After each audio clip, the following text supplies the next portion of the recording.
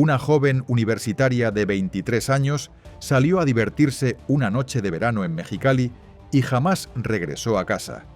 Lo que comenzó como un trayecto de pocos minutos solicitado por aplicación, terminó convirtiéndose en una búsqueda desesperada, un hallazgo en una zona despoblada y un proceso judicial que sacudió a Baja California. En cuestión de días, la imagen de un conductor con antecedentes por violencia se volvió el rostro de una investigación que reveló fallas, decisiones y versiones contradictorias. Esta es la reconstrucción completa de lo que ocurrió con una chica y cómo su muerte terminó en una de las condenas más severas dictadas en el norte del país. Antes de empezar con el vídeo, queremos contarte que en este canal tenemos un podcast llamado Historias Criminales, donde analizamos casos reales, crímenes que marcaron época y las historias más oscuras del True Crime. Te dejamos el enlace en la descripción para que vayas y lo escuches. Hola, soy Pedro y estás en La Voz del Crimen.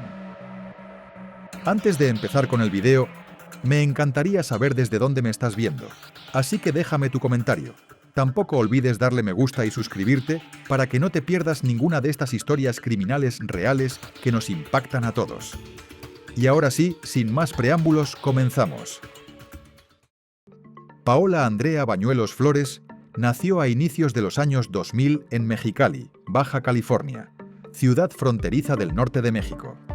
Era la hija del medio de Juan Carlos Bañuelos y Mireya Flores, y creció junto a sus dos hermanos en la colonia Independencia, dentro de un hogar cercano y protector.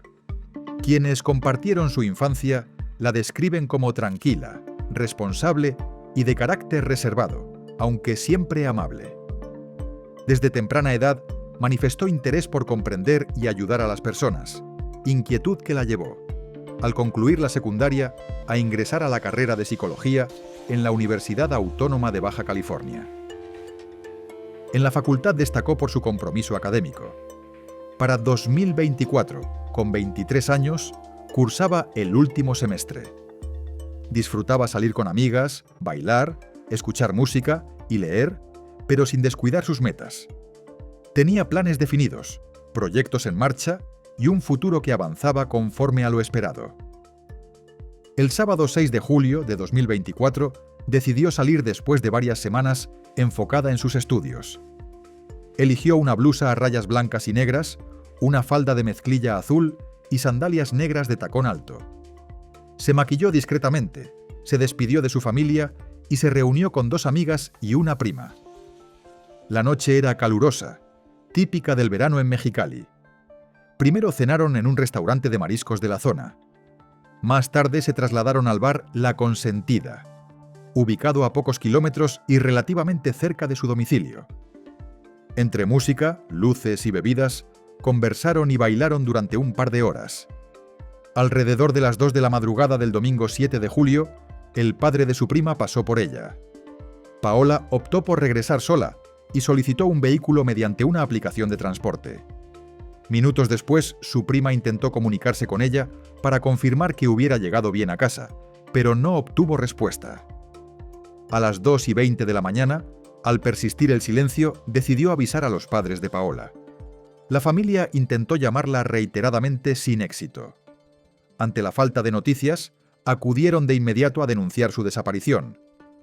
Paralelamente comenzaron a compartir fotografías en redes sociales para ampliar la búsqueda. En uno de los mensajes difundidos en video, Mireya Flores, su madre, expresó que confiaba en que su hija regresaría sana y salva. Lo que hasta entonces parecía un simple retraso, comenzaba a transformarse en una preocupación profunda. Mientras las autoridades iniciaban los primeros operativos, la familia no se quedó de brazos cruzados. El hermano de Paola recurrió a herramientas de geolocalización vinculadas a su teléfono celular y logró confirmar que el dispositivo aún emitía señal. La ubicación llevó a los familiares a una zona cercana al último punto registrado en el trayecto del vehículo. Allí encontraron el teléfono en manos de un hombre en situación de calle. El sujeto aseguró que lo había hallado tirado en el área y negó cualquier vínculo con Paola o conocimiento sobre lo ocurrido. Aunque su declaración no lo involucraba directamente, el hallazgo encendió las alarmas. Si el teléfono había sido abandonado, algo irregular había sucedido. De forma paralela, la investigación oficial avanzaba con el análisis de cámaras de seguridad públicas y privadas. Las grabaciones permitieron confirmar el momento exacto en que Paola subió al automóvil solicitado a través de la aplicación. También se recabaron testimonios de personas que dijeron haberla visto durante esa madrugada. El vehículo fue identificado como un Nissan Versa negro. Sin embargo, lo que ocurrió después de que cerró la puerta y el automóvil se puso en marcha seguía siendo una incógnita. La difusión casi inmediata de la imagen del conductor marcó un punto de quiebre. En cuestión de horas, familiares, amigos y ciudadanos comenzaron a organizar recorridos, búsquedas y manifestaciones espontáneas. Las redes sociales amplificaron la noticia y el rostro del chofer circuló masivamente, incrementando la presión pública sobre las autoridades. El conductor fue identificado como Sergio Daniel Gutiérrez Solórzano, de 24 años, originario de Ciudad Obregón, Sonora. Había pertenecido al ejército mexicano. En un principio poco se conocía de su vida, pero pronto comenzaron a aparecer antecedentes que preocuparon aún más. Con el avance de la indagatoria, se confirmó que Sergio tenía antecedentes por violencia familiar. Existían denuncias por agresiones contra una expareja y una causa iniciada por su propia madre. Además, pesaba sobre él una orden de aprehensión vigente que hasta ese momento no había sido ejecutada. No contaba con residencia fija y se alojaba temporalmente en casas de distintos familiares. A partir de estos elementos, la principal hipótesis de la Fiscalía apuntaba a que el conductor no habría seguido la ruta establecida por la aplicación y que, en cambio, desvió el trayecto hacia otro destino.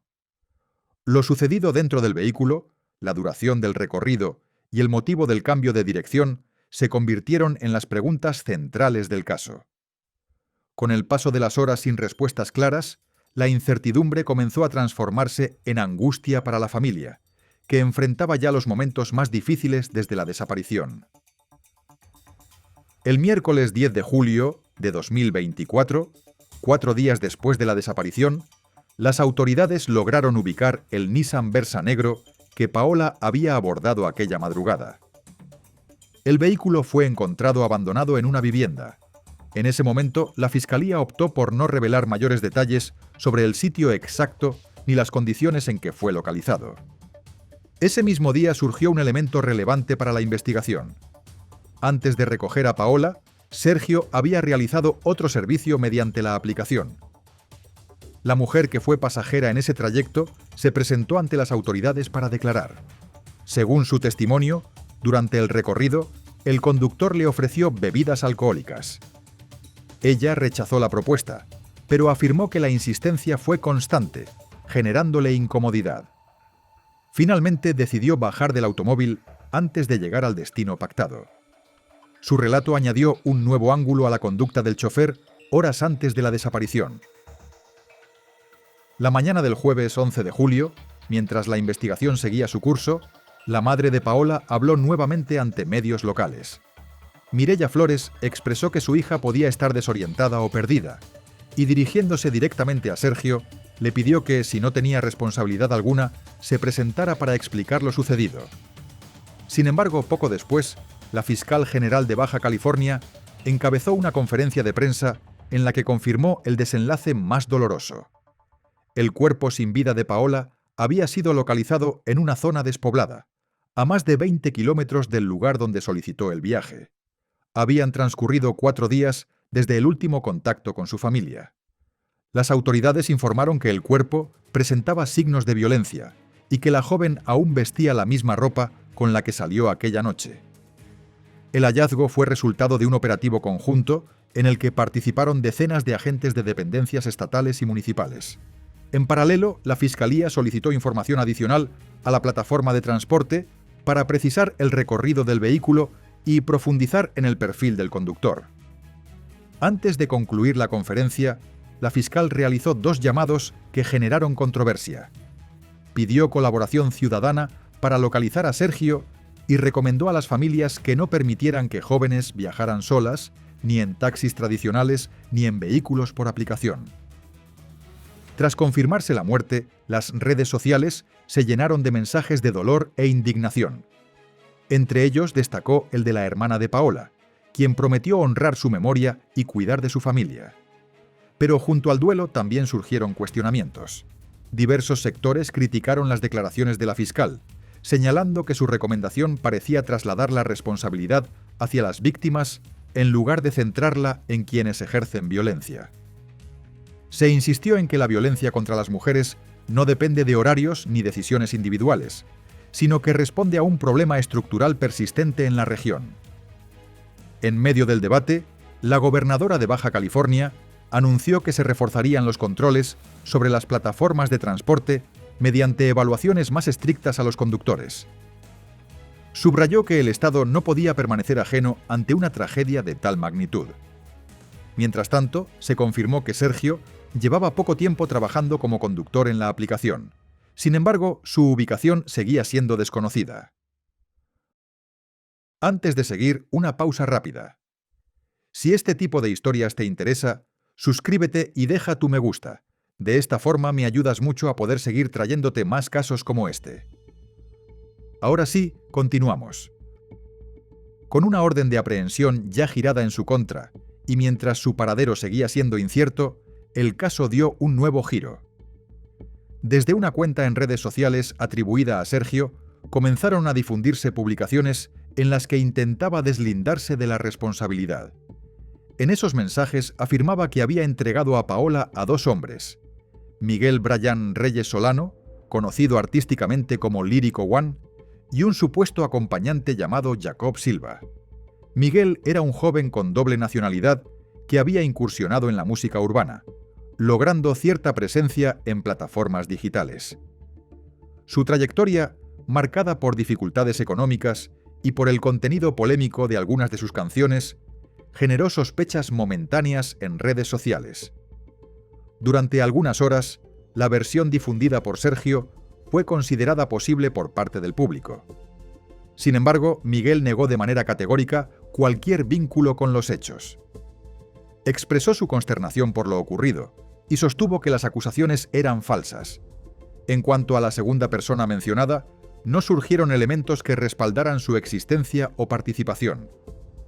Ese mismo jueves, 11 de julio, ante la presión pública y la circulación masiva de su imagen, Sergio se presentó ante las autoridades acompañado por su padre, según informaron los medios. Hasta entonces se había mantenido fuera de Baja California, a más de 600 kilómetros del lugar donde ocurrieron los hechos. Antes de ingresar a la fiscalía, declaró ante un reportero que acudía voluntariamente y que se había mantenido resguardado por miedo a las amenazas recibidas. Y pues más que nada vengo a presentarme. Voluntariamente. Voluntariamente a llevar el juicio para que me digan que me detuvieron. Pues estaba escondido más que por miedo y por todas las amenazas que he recibido, porque la gente realmente no sabe qué pasó.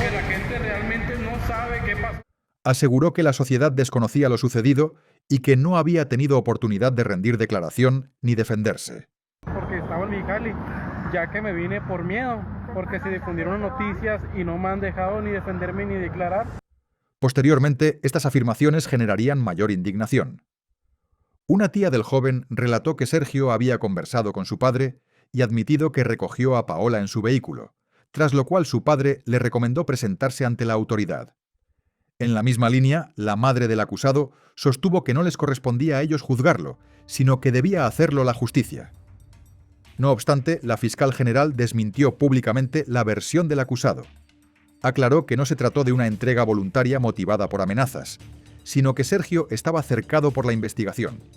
Además, señaló que la carpeta contenía elementos suficientes para considerarlo, hasta ese momento, como el único sospechoso.